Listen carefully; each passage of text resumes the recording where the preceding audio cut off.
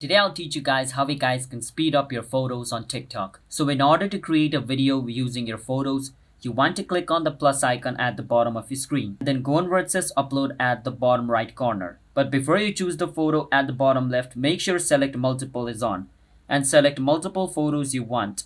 So I'm going to go for 4 photos. So I will click on next at the bottom right. And from over here, I will click on next at the bottom right. And from over here, I'm going to click on the little, editing button, which is right beside the download button at the top right corner. Now, as you guys can see, all my 4 photos are being shown over here. So what you want to do is click on one of your photo and then drag it from the edge like this to make it smaller like this. And do the same for other. Click on it and make it small. Click on them and make it small, just like this. Make sure all the photos are really small, just like this.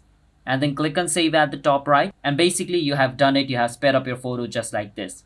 Now you can click on next at the bottom right. Click on post and post a video of your photo being sped up.